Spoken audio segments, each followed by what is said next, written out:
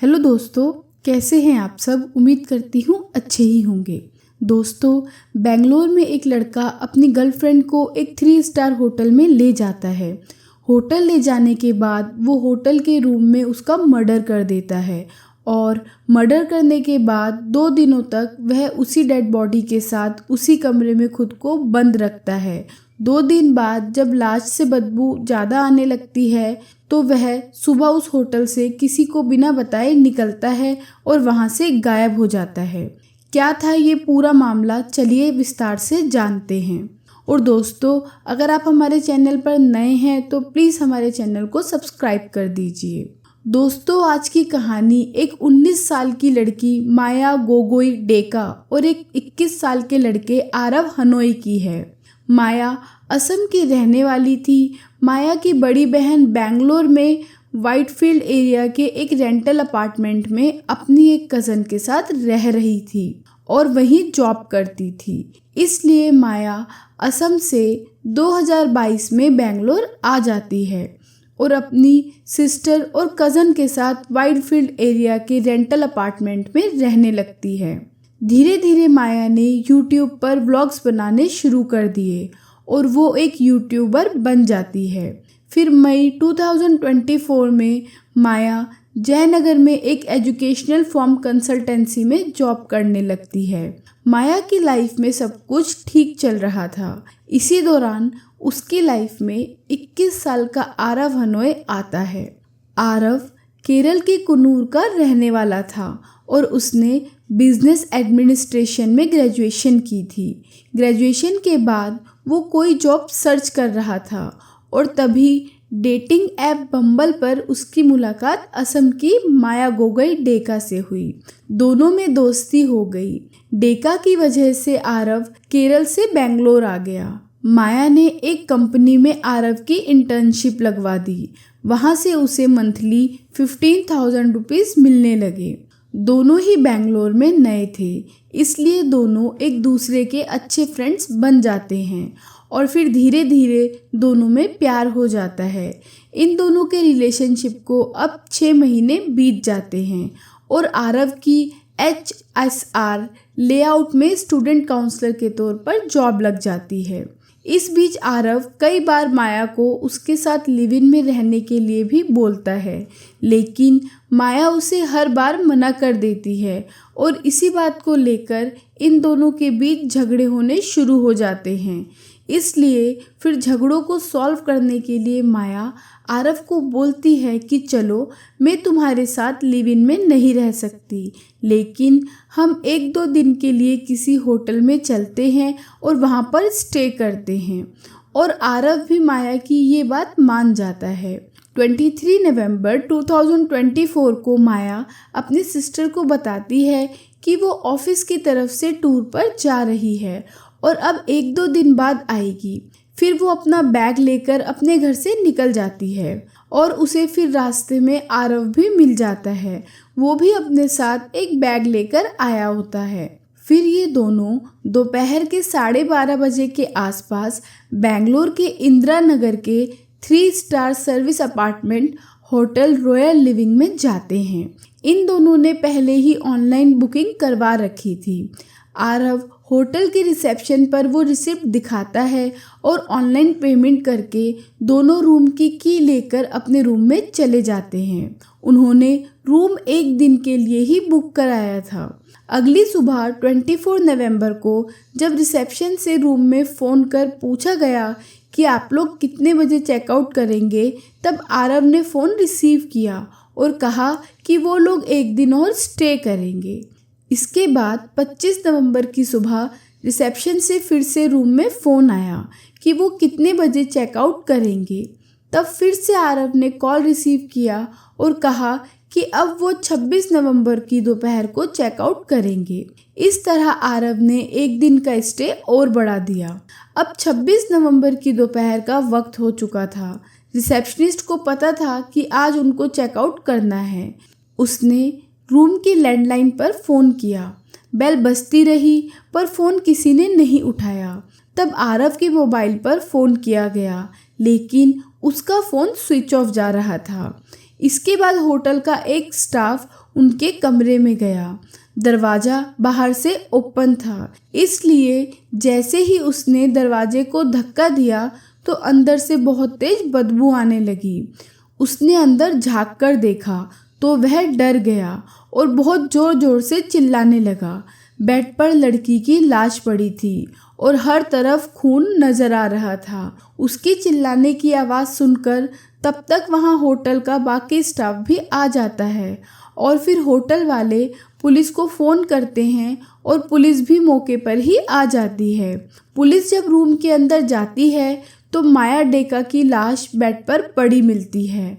माया की लाश ब्लैंकेट से ढकी हुई थी और उसके पास चारों तरफ खून बिखरा हुआ था। लाश की हालत देखकर ऐसा लग रहा था जैसे माया की मौत कम से कम 2 दिन पहले हुई थी, क्योंकि लाश सड़ रही थी। बेड पर पड़ा मोबाइल भी चार्ज ना होने की वजह से स्विच ऑफ था। होटल रूम में नायलॉन की एक रस्सी के साथ एक पैकेट भी रखा हुआ था। उस पैकेट से पता चला कि इस रस्सी का ऑर्डर इसी होटल के एड्रेस पर ऑनलाइन दिया गया था। माया की बॉडी और सर पर चाकू से कम 10 वार किए गए थे। अब पुलिस माया की डेड बॉडी को पोस्टमार्टम के लिए भेज देती है। अब क्योंकि कमरे में माया और आरव ही थे, इसलिए पुलिस ने आरव की तलाश शुरू कर दी। होटल के सीसीटीवी कैमरे से पता चला कि आरव 26 नवंबर की सुबह 8 बजे के आसपास होटल से निकला था, वो भी बिना किसी बैग के। रूम में रस्सी और चाकू देखकर पुलिस को ऐसा लग रहा था कि हो सकता है कि आरव माया का मर्डर करने के लिए ही उसे इस होटल में लेकर आया था। इसके बाद जब आरव के मोबाइल के कॉल डिटेल रिकॉर्ड को खंगाला गया तो पता चला कि होटल से निकलने के बाद उसने अपने मोबाइल ऐप से एक कैब बुक की थी रेलवे स्टेशन जाने के लिए, मगर उसके बाद आरव ने अपना फ़ोन बंद कर दिया और तब से ही उसका फ़ोन स्विच ऑफ जा रहा है। आरव ने होटल से निकलने से पहले कैब रेलवे स्टेशन के लिए बुक की थी। अब पुलिस कैब ड्राइवर से भी पूछताछ करती है और यह जानकारी सामने आती है कि आरव बेंगलोर रेलवे स्टेशन पर कैब से उतर गया था।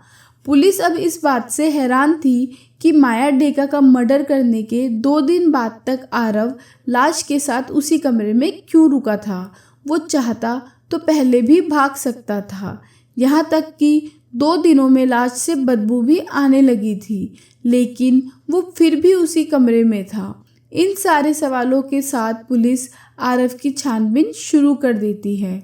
बेंगलोर पुलिस के पास आरव का मोबाइल नंबर था। अब उसके फ़ोन के ऑन होने का इंतज़ार किया जाने लगा। आरव को पकड़ने के लिए बेंगलोर पुलिस ने अपनी 3 टीमें तैयार करी। 26 नवंबर से बेंगलोर पुलिस लगातार आरव की तलाश में जुट जाती है और आखिरकार 2 दिन बाद पुलिस को पहली कामयाबी मिलती है। सर्विलेंस की मदद से पुलिस ने आरव की लोकेशन को ट्रैक कर लिया था। आरव बेंगलोर से पहले रायपुर गया और फिर वहां से एमपी और यूपी के अलग अलग हिस्सों से होता हुआ वाराणसी पहुंचा। उसको पता था कि कत्ल के बाद पुलिस उसे कर्नाटक और उसके घर केरल में ढूंढेगी, इसलिए आरव ने पुलिस को चकमा देने के लिए वहां जाने की बजाय उत्तर भारत की तरफ निकलना चाहा। वाराणसी पहुंचने के बाद उसने कुछ सोचा और वाराणसी से कर्नाटक के लिए एक ट्रेन पकड़ी। शुक्रवार को वो कर्नाटक में देवनाहल्ली पहुंचा और एयरपोर्ट के लिए निकल गया। वहां केम्पागौड़ा इंटरनेशनल एयरपोर्ट के करीब से पुलिस ने आरव को अरेस्ट कर लिया। आरव को अरेस्ट करने के बाद जब पुलिस ने उससे पूछताछ शुरू की तो आरव ने फौरन अपना जुर्म कबूल कर लिया कि उसी ने ही माया का मर्डर किया है। और फिर आरव ने पुलिस को बताया कि होटल पहुंचने के बाद वो दोनों अपने रूम में गए और फिर थोड़ी ही देर बाद उसका माया से झगड़ा हुआ और माया सो गई, लेकिन आरव नहीं सोया, वो जागा रहा। और तभी 24 नवंबर को सुबह के समय आरव ने ज़ेप्टो ऐप से एक चाकू और नायलॉन की एक रस्सी का ऑर्डर दिया। फिर ये पार्सल होटल के रिसेप्शन पर उसने खुद रिसीव किया। उसके बाद वो अपने रूम में गया उस टाइम माया सो रही थी। आरव ने फिर चाकू निकाला और उससे माया का मर्डर कर दिया। आरव ने माया की बॉडी पर चाकू से अनगिनत वार किए। वो तब तक माया को चाकू से मारता रहा जब तक उसे यकीन नहीं हुआ कि माया मर गई है। फिर उसे मारने के बाद वो खुद भी उसकी बॉडी के पास बैठ गया। केरल के रहने वाले आरव के दादा आर्मी में थे। उन्होंने ही उसकी परवरिश की थी। वो जब छोटा था तभी उसके माँ बाप का डिवोर्स हो गया था। डिवोर्स के बाद आरव अपनी माँ के साथ रहता था। इस दौरान माँ ने दूसरी शादी कर ली, लेकिन वो भी ज़्यादा दिन तक नहीं चल पाई और उनका फिर से डिवोर्स हो गया। आरव को अपनी माँ की यह सब बातें अच्छी नहीं लगती थी, लेकिन वो छोटा इतना था कि वो चाहकर भी कुछ नहीं कर पाता था। इसके बाद आरव की माँ ने तीसरी शादी कर ली। अपनी माँ का ऐसा बिहेवियर आरव को बिल्कुल पसंद नहीं था और जब आरव के दादा को उसकी माँ की तीसरी शादी की बात पता चली तो उन्होंने आरव को अपने पास बुला लिया और आरव की माँ ने भी खुशी खुशी आरव की रिस्पॉन्सिबिलिटी उसके दादा को दे दी और तभी से आरव अपने दादा के साथ रहता था।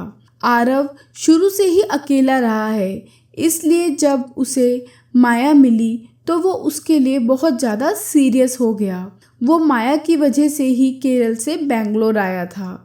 वो माया से बहुत ज़्यादा प्यार करता था और वो चाहता था कि माया उसके साथ लिव इन में रहे, लेकिन माया इसके लिए बिल्कुल भी राजी नहीं थी और इस बात को लेकर इन दोनों के बीच बहुत ज़्यादा झगड़े हुआ करते थे। माया का फ्रेंड सर्कल काफ़ी बड़ा था और उसमें ज़्यादातर बॉयज़ ही थे, जबकि आरव शहर में अकेला रहता था। माया को उसके दोस्तों के साथ देखकर कई बार आरव को शक होता था। वो बहुत ज़्यादा इनसिक्योर फील करता था। उसे माया का अपने बॉयज़ दोस्तों के साथ मिलना, ज़्यादा क्लोज होना बिल्कुल भी पसंद नहीं था और इस बात को लेकर भी दोनों में झगड़े होते थे। अब बड़ा सवाल ये है कि आखिर आरव ने माया की हत्या क्यों की थी। आरव का कहना है कि इस कत्ल की वजह काफ़ी पर्सनल है और इसलिए वो बिल्कुल भी इस बारे में किसी को कुछ नहीं बताना चाहता। पुलिस की माने तो फिलहाल की पूछताछ में आरव ने जो खुलासा किया है उसके हिसाब से उसे माया को लेकर कुछ शक था। इसी शक की वजह से होटल में दोनों में झगड़ा हुआ और फिर उसने माया को मार डाला, लेकिन पूरा सच तो बस आरव को ही पता है और जो वो पुलिस को बताने से साफ मना कर रहा है। फिलहाल आरव बेंगलोर पुलिस की हिरासत में है और अब भी पुलिस उससे ये पता लगाने की कोशिश कर रही है कि वाकई कत्ल का मोटिव शक और जलन था या कुछ और। दोस्तों, इन सवालों के जवाब के इंतज़ार हमें भी हैं। जैसे ही इस कहानी का रियल मोटिव हमें पता चलेगा, हम आप तक वो सच ज़रूर लाएंगे।